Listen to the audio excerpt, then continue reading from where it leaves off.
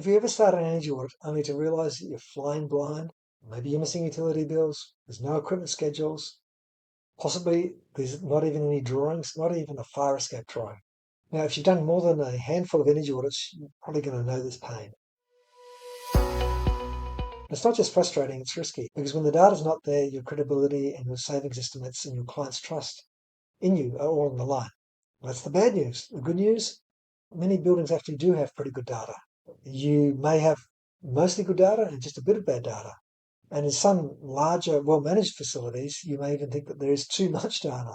But even if quite a lot of data is missing, there are a few strategies you can adopt so you can still deliver value to the building owner or operator or your client.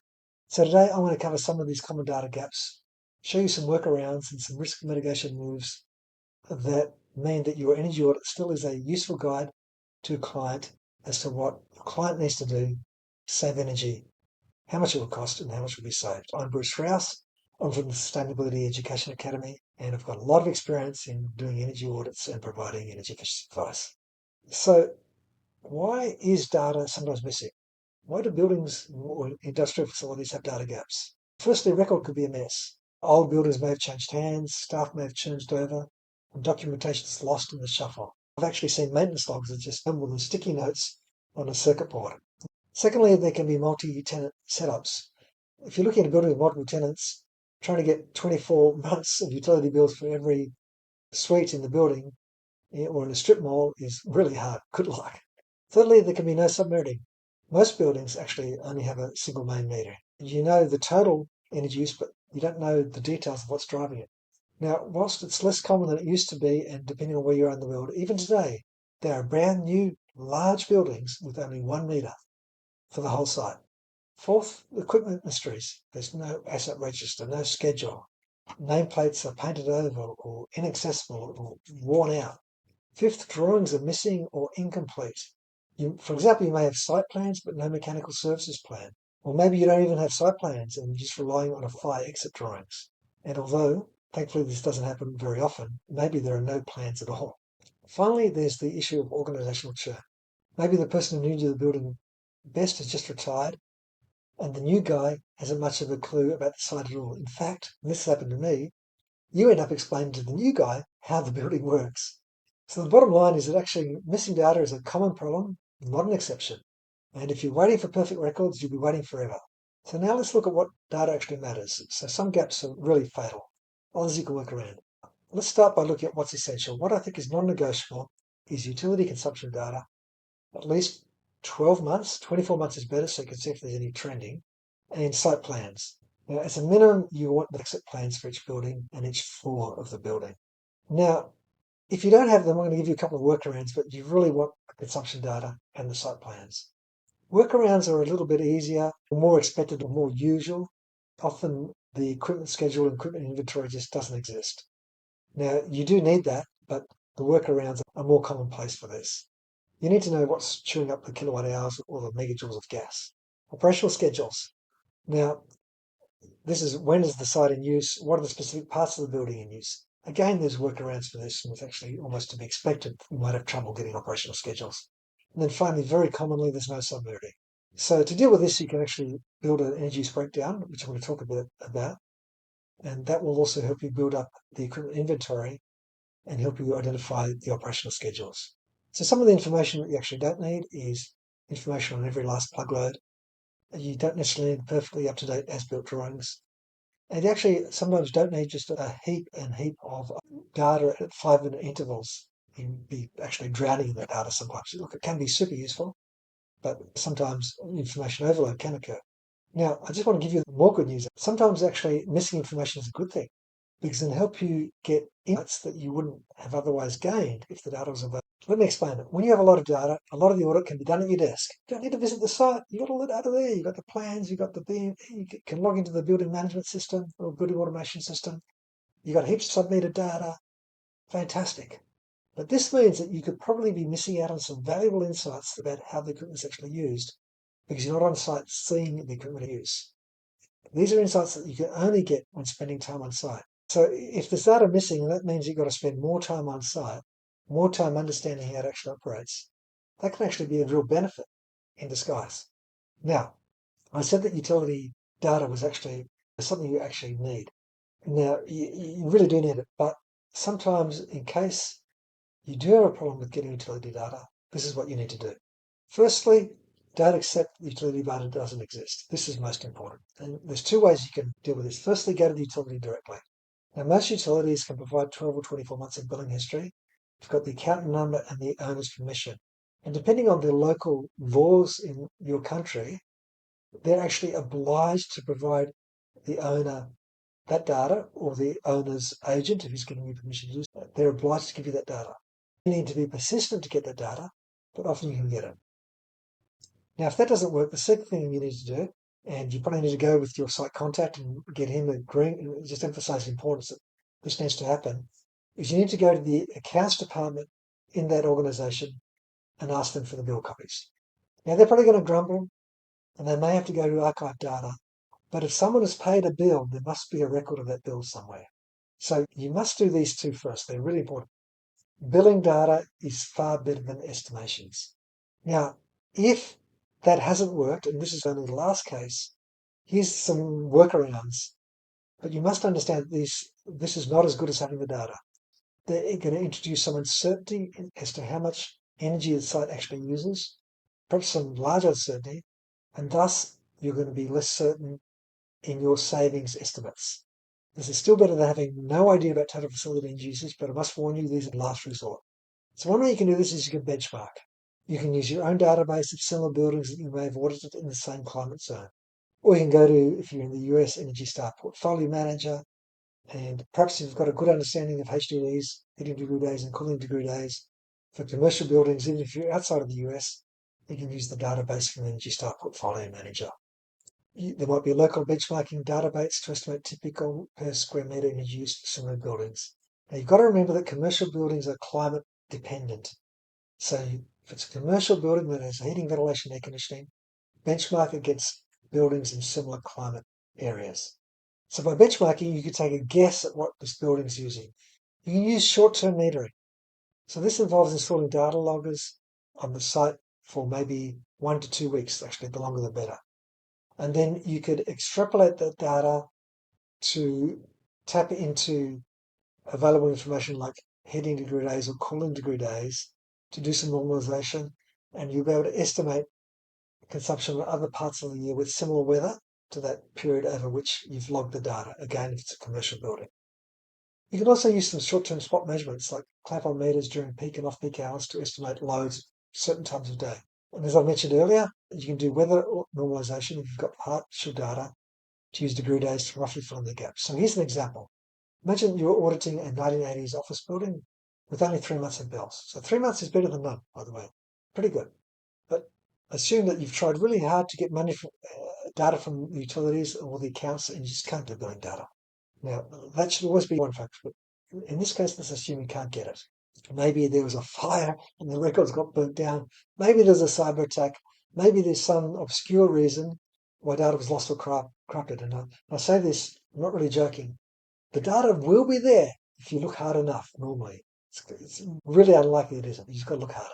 But if that's happened, if no data was available, what could you do? You could go in and do a couple of weeks of temporary metering of the whole facility at, say, 30-minute intervals. You could build a regression model against the weather. The 30-minute data will help you get some load profiles, which are useful for the energy audit. And then you could estimate energy consumption on other days of the year with similar weather. You could then use that to help you benchmark against similar buildings in the same climate zone. And you can use the 3 months of actual data that you have to help calibrate your estimates. It's not going to be perfect, but it'll be better than nothing. Now let's look at how you deal with missing site plans, which was the other big one that I mentioned. Okay, just some simple techniques, and you probably know this already. You can use aerial imagery, such as that available on Google Maps, to get an idea of the size of the building. Now, obviously, a tape measure will help you get external dimensions. And then inside the building, you can do rough sketches as you go through it of the building layout as you walk through it. Yes, it's painful, but in providing your energy audit recommendations, you need to have a common language. So you need to say this in plant room number X or in room number ABC, you need to do this. So if you're doing building sketches and you can try to find the common names for different parts of the facility, that's going to help you communicate. But sorry, it is painful. And so this is why, in those just two examples, I said that both utility data and site plans are really essential. Now, a little bit of advice here. When you're quoting for the energy audit, make sure that this data is available, because if it's not, you're going to have to allow a bit of extra time, perhaps quite a lot of extra time, to recreate it. So make sure that the data is available, and be clear in your energy audit quote. Your quote is contingent on this data being made available. Now let's look at some other more common problems and how you manage them. Missing equipment inventory is actually a pretty common problem. Now to solve it, you need to actually build your own inventory, your own asset register. So you'll need to walk through the building and record all items of equipment. So you literally go into a room with a tablet computer, you take some photos of the equipment, which can help later on, and you start just recording the issue on. Okay, we've got lights up there, there's such a wattage, and this is where you need a bit of experience maybe to estimate the wattage, and so on.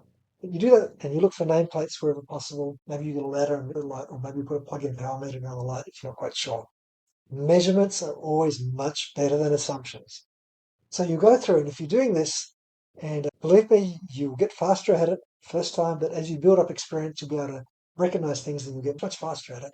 You'll be able to build up a pretty good list of equipment and build a really good energy use baseline.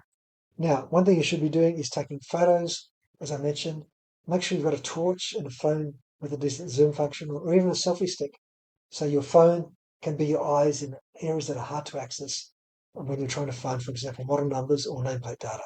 If you have model numbers for equipment, you can just do a Google search online to look up manufacturer data.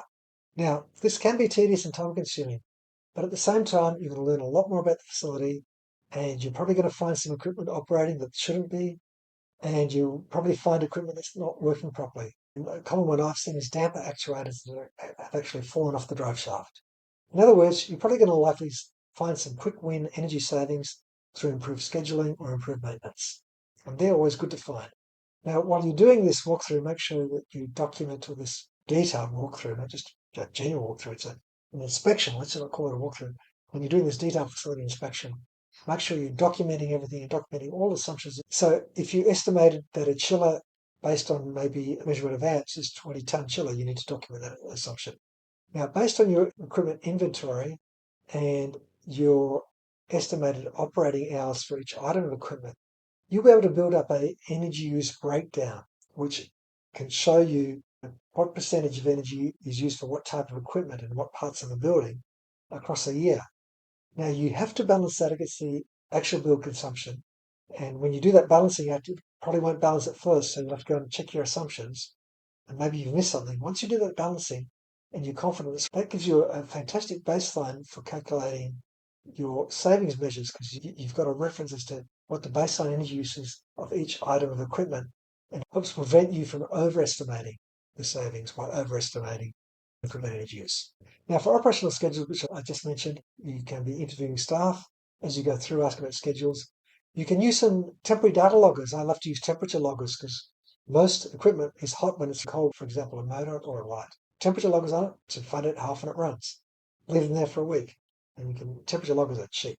In actual fact, I used to have over 100 temperature loggers that I'd used for this purpose. Now, you can use occupancy sensors. There's all sorts of sensors you can buy now that can help log when equipment is operating or lights or room is occupied. You can even consider time-lapse cameras for a week. So that's how you can get your operating schedules, and as I mentioned before, input them into your energy use breakdown. So I'm just giving you some hints now about dealing with some aspects of missing data. When there is missing data, there's going to be some uncertainty.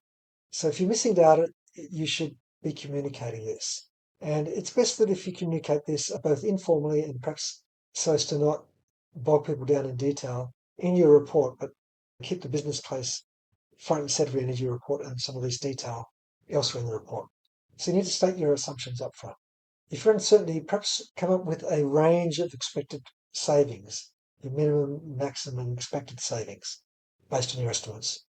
You should always be recommending measurement and verification. You should be proposing post-implementation measurement to verify savings. And of course, before any upgrades are implemented, you should recommend the development of a measurement and verification plan.